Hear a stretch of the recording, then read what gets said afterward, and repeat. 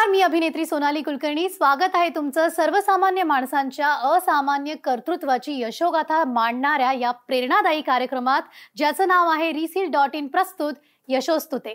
मंडळी, आयुष्य म्हटलं की चढ उतार हे आलेच, आणि त्यात एका उद्योजकाचं आयुष्य म्हटलं की मग ते म्हणजे रणरणत्या उन्हात केलेली पायपिटीपेक्षा अजिबात कमी नसतं.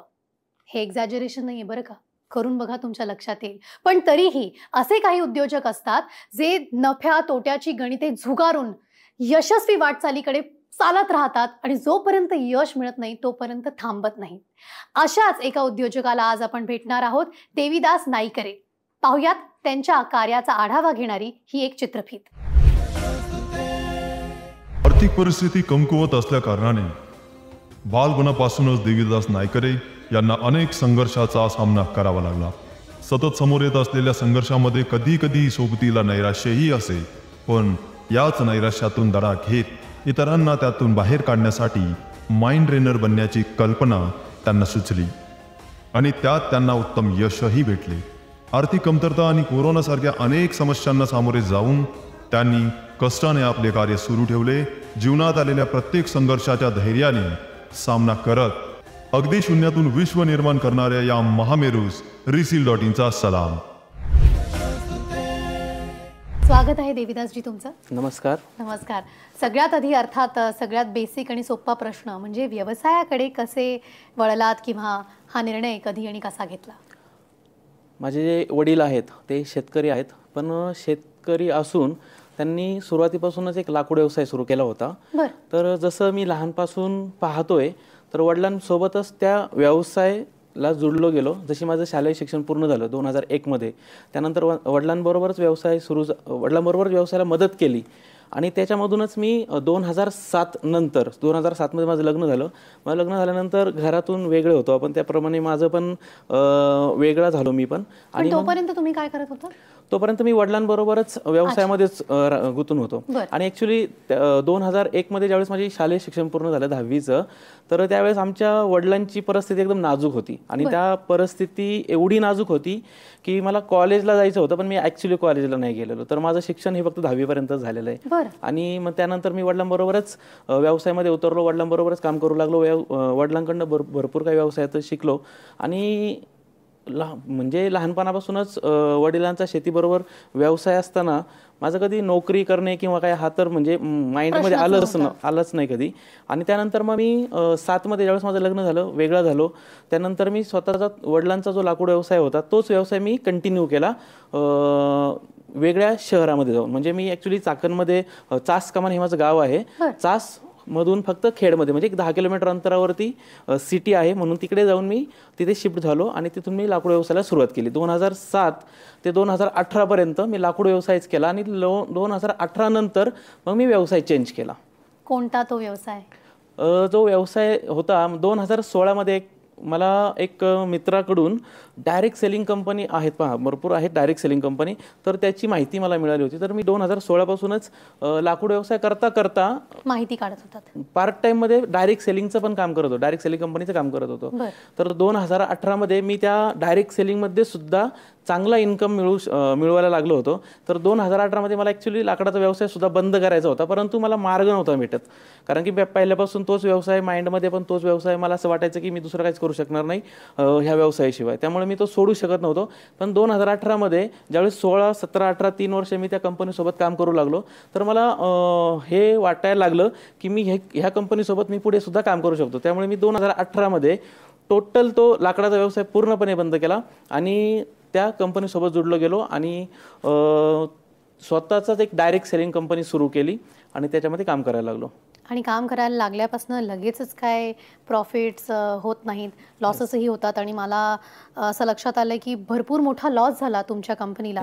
पण तरीही देविदास ग्रुप ऑफ कंपनीच्या 11 कंपन्या आज यशस्वीरित्या चालवत आहात तुम्ही. तर हे कसं घडवून आणलं? 2018 मध्ये ज्यावेळेस मी लाकूड व्यवसाय बंद केला त्यावेळी माझ्याबरोबर एक मित्र होते, तर त्यांनी मला सजेस्ट केलं की आपण जर एवढं मोठं काम करू शकतो तर आपण एक काम करूया, आपण स्वतःचीच डायरेक्ट सेलिंग कंपनी सुरू करूया. तर त्यावेळेस काही माहिती नाही, नॉलेज नाही, आणि त्यावेळेस कसं असं थोडंसं जोशमध्ये असतो आपण. तर मग मी काय केलं, त्याला बोललो ठीक आहे, मला पण काय नॉलेज नाही, फक्त आपण काम करत होतो. ॲक्च्युली त्या कंपनीचं मी काम करत होतो, माझी स्वतःची त्यावेळेस कंपनी नव्हती. पण मला असं वाटलं की चला आपण करू शकतो. तर 2018 मध्ये मी त्या कंपनीचं काम बंद करून आम्ही एक स्वतःची 2019 मध्ये कंपनी सुरू केली आणि काम पण केलं त्याच्यामध्ये. म्हणजे माझा जो मित्र होता त्यांनी मला सजेस्ट केलं होतं. माझा एक मित्र आहे, त्याचं मी नाव नाही घेणार, पण त्यांनी मला सजेस्ट केलं, तर आम्ही दोघांनी मिळून ती कंपनी चालू केली 2019 मध्ये. तर त्याच्यामध्ये आम्ही भरपूर काम केलं. ॲक्च्युली 7 ते 8 महिन्यामध्ये मी जवळजवळ काहीतरी 70 ते 80 लाख रुपयांचं मी काम केलं होतं त्या कंपनीमध्ये 8 ते 9 महिन्यामध्ये फक्त. आणि जसं ते काम केलं नो प्रॉब्लेम, परंतु व्यवसायाची माहिती नाही, पुढे काय होणार, त्याचे धोके कोणते असतात त्याची पण नॉलेज नाही, आणि मग त्याच्यामध्ये आम्ही पूर्णपणे लॉस गेलो. आणि 2020 मध्ये म्हणजे 19 एंडिंगला ज्यावेळी लॉकडाऊन झाला ना, त्याच वेळी एकदम टोटल लॉस झाला होता आमचा. आणि आमचा एकदम लॉस झाला, मी एकदम झिरो झालो, माझ्याकडे काहीच नव्हतं. 2020च्या टायमिंगला डिसेंबर 2019 आणि जानेवारी, आणि त्याच पिरियडला मार्चमध्ये मला वाटतं 20 मध्ये लॉकडाऊन पडलं.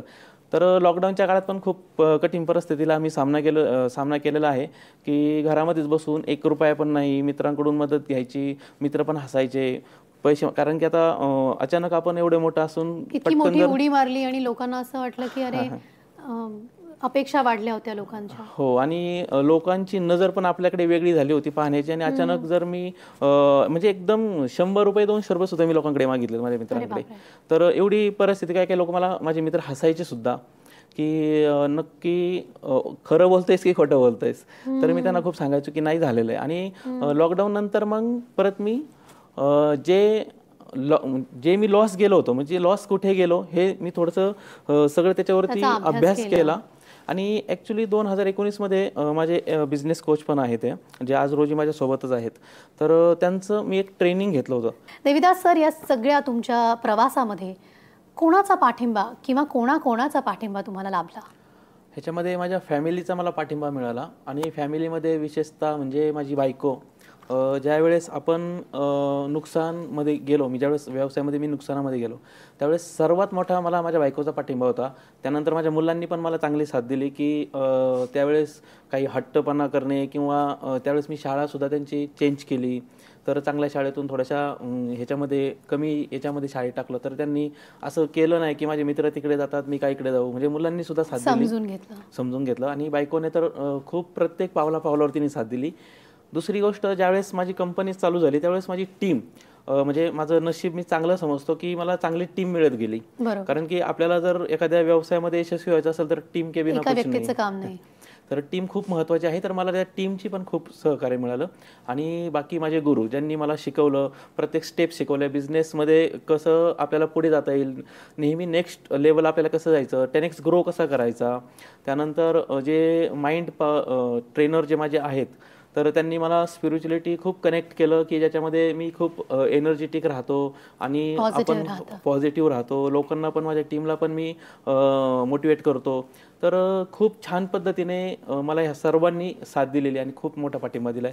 आणि त्याच्यामध्ये मी स्वतः पण आहे. अर्थात. तर आपण स्वतःचे पहिले गुरु असतो किंवा स्वतःचे पहिले मोटिवेटर आणि क्रिटिकही असतो. त्यामुळे आपण स्वतःची जी वाटचाल आहे ती पुढे नेऊ शकतो. एक विल पॉवर असते. पण इथपर्यंतचा प्रवास तर तुम्ही सांगितला. इथून पुढे देविदास ग्रुप ऑफ कंपनीचं विजन काय आहे? मी जे दिवस काढले ॲक्च्युली, म्हणजे मला असं वाटतं की माझ्यासारखे खूप सारे लोक असतील, व्यावसायिक असतील की त्यांचेसुद्धा अपडाऊन होतात. मी पाहतो पण. आज रोजी मी ट्रेनर आहे, मी खूप सारे प्रोग्राम्स घेतो. तर खूप सारे लोकांचे प्रश्न असतात. त्यांच्याकडं कॅपिटल नसतं, कुणाकडे पैसे असतात परंतु सिस्टम नसतं, प्रोसेस नसतं. त्यांना बिझनेस कसा करायचा, टीम, सिस्टम, स्ट्रॅटजी हे खूप महत्त्वाच्या गोष्टी आहेत बिझनेसमध्ये. त्यानंतर सर्व जरी असेल तरी बरीचशी लोक इमोशनली स्ट्रॉंग नसतात.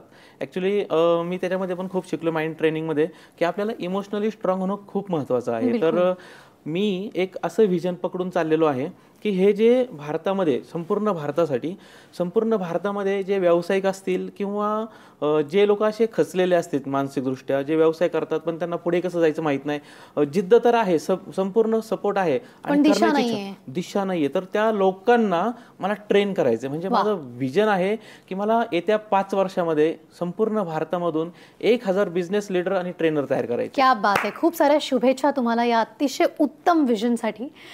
मित्रांनो, तुम्ही ऐकलत देविदास सरांकडनं की आपल्या स्वतःला जर कुठल्याही क्षेत्रात स्वतःला सिद्ध करायचं असेल तर अनेक अडचणी येऊ शकतात, अनेक प्रॉब्लेम्स येऊ शकतात, पण या संघर्षाला मात करत जी व्यक्ती पुढे जाते तिलाच यशाची वाट सापडते. आणि या यशाच्या वाटेवरती देविदास सरांनी अनेक दिवे प्रज्वलित करत सुंदर वाटचाल ठेवलेली आहे सुरू. ही वाटचाल अशीच राहू देत, पुढे आयुष्यात खूप यश तुम्हाला मिळू देत आणि अनेकांच्या वाटेवरती हे दिवे तुम्ही प्रज्वलित करावे अशी मी तुम्हाला शुभेच्छा व्यक्त करते. आमच्याबरोबर गप्पा मारल्या याबद्दल धन्यवाद.